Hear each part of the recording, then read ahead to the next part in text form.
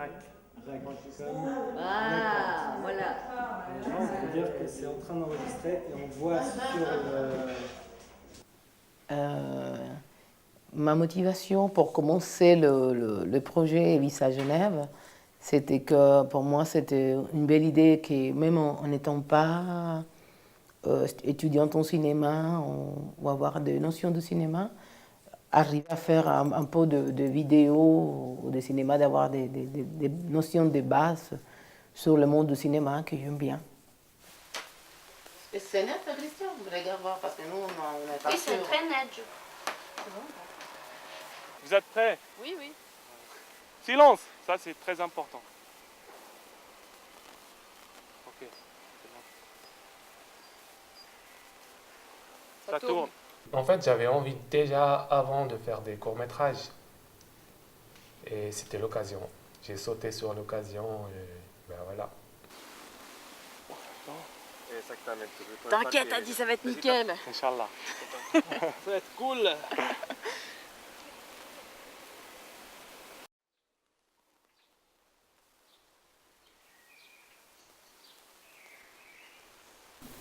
Pouvoir faire un film à partir d'un autre point de vue, ça c'était... Voilà, c'est ce qui m'a fait vraiment venir. Ça donne plus facile, ça donne à réfléchir. Et la migration, c'est un problème qui me touche énormément parce que je suis très engagée dans des syndicats et dans un collectif qui travaille avec des personnes sans papier. Après quelques mois difficiles en Suisse, il arrive enfin à trouver un travail.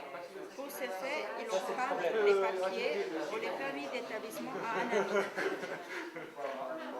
ami. Donner la parole, c'est ça ce qui m'intéressait le plus. Mais moi je suis mauricien en fait, moi non, parce que bon, en fait nous on n'a pas besoin de visa, on a le droit de venir ici. Normalement, dans la politique, dans ce qu'on suit dans les médias, on a plutôt la vision soit du journaliste, soit du politicien, mais pas de la personne qui vit la situation personnellement. Il m'a expliqué un peu que c'était le sujet principal, l'immigration. Je ne peux faire ni mon doctorat, ni travailler. Toi non plus. C'est un sujet qui me touche. Je suis immigrante, donc c'est aussi partie de ma vie. Et nos enfants souffrent en notre précarité. Elle s'appelle Maya. Maya, je leur ai dit bonjour. Elle s'appelle Maya et elle est française. Française avec des sons nicaraguayens.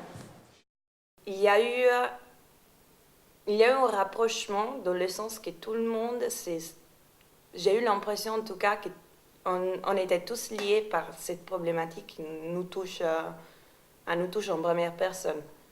On se promène dans la rue, on fait forcément partie d'un stéréotype pour comment on s'habille, pour comment on est, notre couleur de peau, notre accent et tout ce qui va avec. Un de mes attentes, c'est vraiment de connaître des gens. Vous voyez, je viens de vous faire connaissance à vous, à toute l'équipe de Evisa Genève. Je viens de connaître des réalisateurs, des cinéastes. Faut pas filmer trop bas. Hein. C'est bon, c'est bon. Attends, on va l'utiliser aussi ou pas? Ouais, juste un Tu mets mon diapo. ça plus haut. Ouais, mais comment je fais? Le double gomme Michel. Toucher un autre public à travers les films. Et puis apprendre un peu au niveau technique, l'utilisation des caméras, comment travailler avec les sons, tout ça. Mais au niveau technique, je pense que j'ai appris pas mal de choses. Avant tout, le partage. Non, mais il manque le tampon. Alors du coup, La découverte des gens qui me ressemblent dans leur différence la plus totale. J'ai beaucoup aimé vraiment apprendre à écrire les scénarios. J'aurais pu jamais imaginer que c'était assez difficile. En fait, on s'imagine, on a les films dans la tête. Mais les mettre sur les papiers, c'est très difficile. En tout cas, pour moi, c'était très difficile. Mais j'ai appris beaucoup sur moi-même, déjà. J'ai eu un développement assez incroyable et rapide de patience. Et comment maîtriser des caméras, comment écrire un scénario. Faire des plans. J'ai appris qu'est-ce que c'est une séquence. Comment faire le montage. On dit qu'il n'y a pas que les langages qu'on utilise. Et si on arrive à comprendre ça, que c'est un langage complètement différent du cinéma, on arrive à faire des bonnes choses. Ça m'a donné un petit peu envie de rêver, de croire à mes potentialités. Et qu'avec la patience et avec l'envie, on peut vraiment apprendre et changer les choses. Pas peut-être qu'échanger, peut-être juste les dire, juste les formuler. Rien que ça, c'est déjà un bon principe. Commencer déjà par formuler les envies et essayer de les construire. Et j'ai vu que c'est possible. Et que c'est possible aussi, pas seulement dans mon coin tout petit, mais aussi en communauté carrément. Le faire vraiment avec des autres personnes. Oui. Les 3 quarts, c'est pas mal. C'est bon. L'expression, On lui fait faire le pire. peut montrer le Ouais. jeu, Ouais. on doit rester zen. Bah, c'est dégoûtant. Tu peux te mettre sur les genoux ou ça te dégoûte? Un C'est- peu deg. À part que c'est dingue, mais C'est pour le cinéma. c'est pas, ça se fait pas, le nettoyeur ne se met pas à genoux. On ne voit pas les pieds, on voit que toi. Tout le monde est prêt? Silence. Ça tourne. Le changement a été radical, car rien ne manque pour travailler de manière efficace. On travaille en groupe. Et voilà, j'ai jamais travaillé dans un groupe comme ça où c'était vraiment enrichissant, quoi. Et on apprend des gens. Voilà, j'ai beaucoup appris des gens, comment ils pensent. Et on a essayé de mettre tout ça dans le projet, quoi. J'ai appris à être plus tolérante, à travailler quand on travaille en équipe, à être un peu plus, disons, patiente. S'adapter aussi aux circonstances, au fait qu'on ne peut pas tourner quand on veut, ou des scènes qu'on veut, avec des acteurs qu'on veut, juste sur un coup de tête, que peut-être il faut faire du travail derrière. On va être au sort du collège. Hein? Donc on passe un petit peu à la plaine pour s'asseoir, pas les français, pour s'asseoir là. Lui, André, il vous fait les devoirs.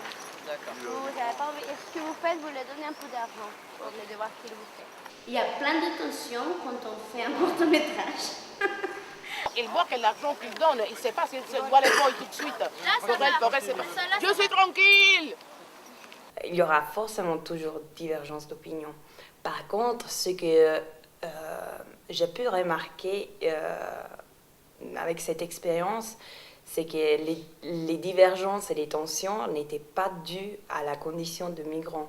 Il y a eu, comme partout, des discussions, et ça c'est un des éléments, je pense, les plus riches dans cette expérience-là, parce qu'il y a eu des discussions de la thématique, pas seulement les sujets, c'est comment travailler les sujets, et ça a enrichi vraiment notre expérience. Travailler avec quelqu'un et pas pour soi-même.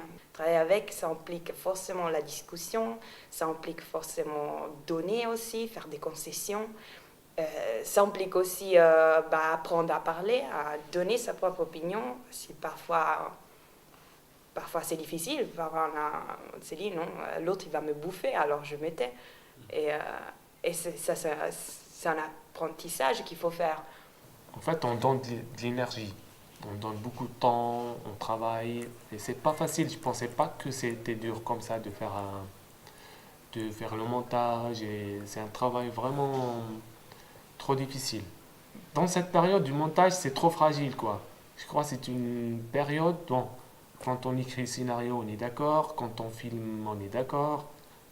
Et quand on monte, c'est totalement différent, quoi. C'est chacun, c'est très fragile, quoi. Quand le monsieur qui faisait du théâtre avait nous expliqué un peu sur la mise en scène et tout ça, et on a reçu les papiers qui parlaient sur les points qu'il devait avoir un film, par exemple les moments de tension et tout ça.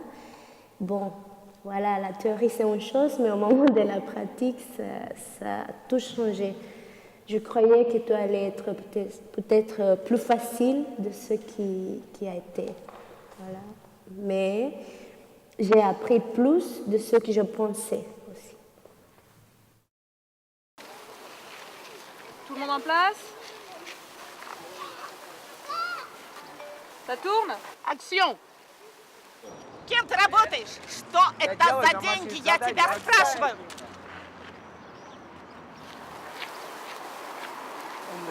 Coupé, on attendrait. On voit un délire comme ça qui se cache comme ça.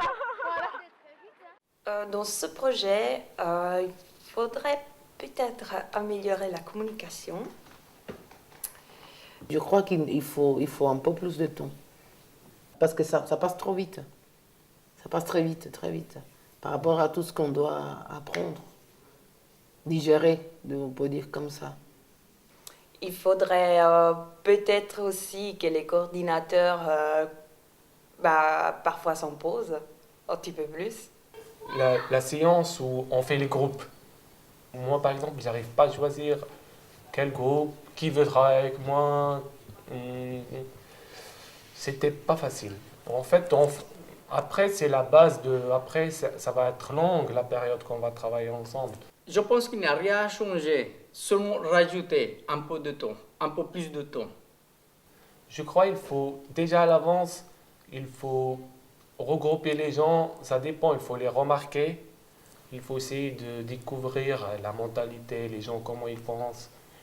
Et après, c'est vous-même qui mettez les gens ensemble, quoi. Peut-être avoir un peu plus d'organisation, ce serait bien. Et après, je ne sais pas, un peu plus de pratique.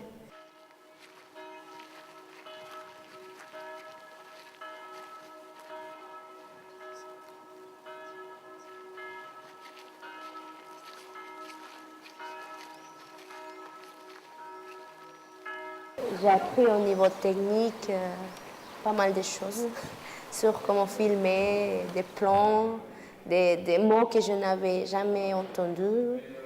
Ça m'a aidé aussi dans le français.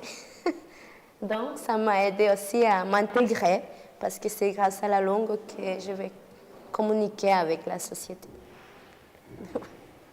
Intégration, après, ça veut dire plein de choses. C'est assimiler certains codes de conduite et de vie dans la société dans laquelle on arrive, mais ça peut être fait que si la société où on arrive accueille la personne avec un peu de respect. Pour moi, ça veut dire adaptation et flexibilité. Je pense que du moment qu'on parle la langue, du moment qu'on est quand même, qu'on vit ici, l'intégration se fait pour elle-même. Je dis, on est obligé de côtoyer les gens, on est obligé, et du coup, on s'intègre petit à petit. Je crois pas. L'intégration, pour moi, c'est une chose bidon.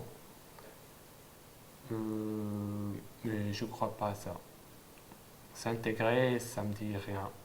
Pour moi, c'est très difficile de dire qu'est-ce qu'est vraiment l'intégration. Je pense que l'intégration passe d'abord par l'acceptation ici. On ne se sent pas accepté ici, on va difficilement s'intégrer aussi.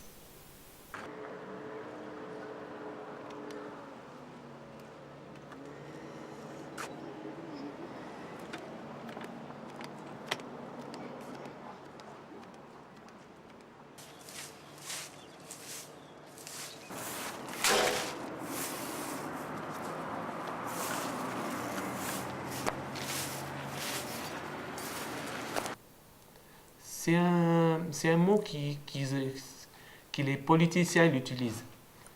Intégration. Et c'est quoi qui te gêne avec ça? Ben, les gens qui n'arrivent pas à s'intégrer. Ça, c'est franchement quoi, les intégrer ratés. En fait, quand ils croient à cette idée de s'intégrer, alors ils font un effort, ils courent après une illusion. L'intégration vient tout seul, avec le temps. Les immigrés, quand ils viennent ici, si on les accepte comme ils sont, lui, il va prendre, et les habitants locaux, ils vont aussi prendre de lui, l'échange. On prend, on donne, on montre ce qu'on sait, on prend ce qu'il nous montre, et à partir de là, c'est l'échange socioculturel. C'est quelqu'un, il vit avec des gens, avec le temps, c'est automatique qu'il va entre guillemets, s'intégrer, hein, mais... L'intégration, pour moi, ça veut dire revivre. Parce que pour moi, c'est te mettre dans la société, connaître le terrain que tu habites. Et voilà, c'est disons, recommencer une vie, c'est vivre, être en contact avec la société.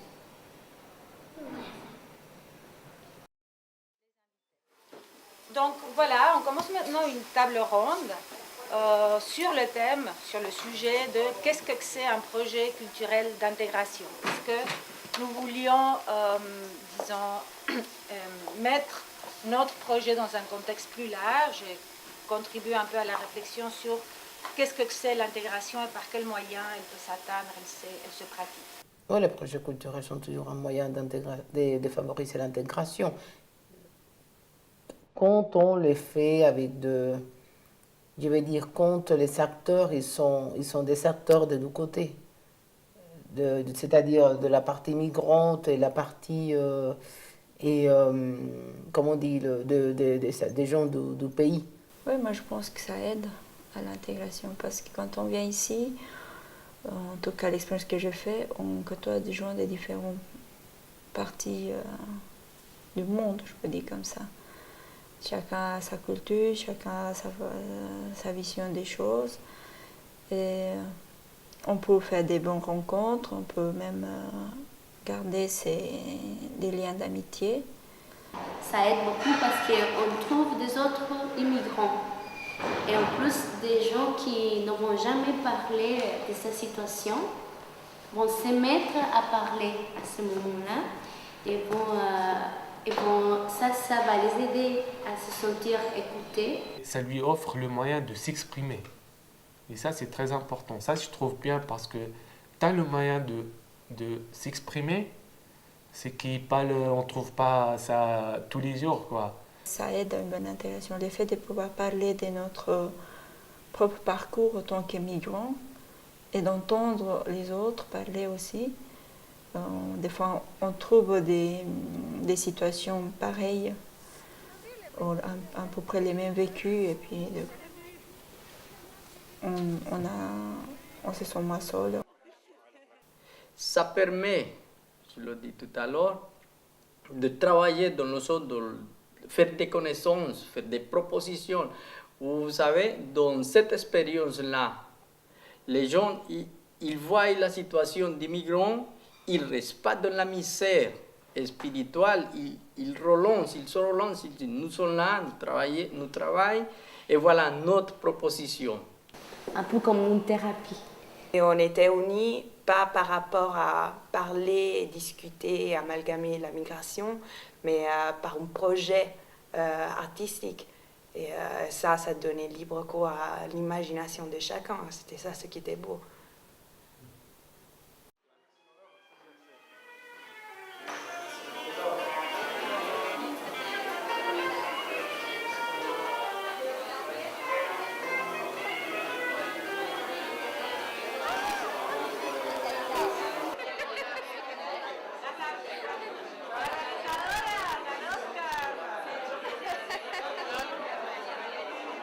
Nos vamos para Hollywood.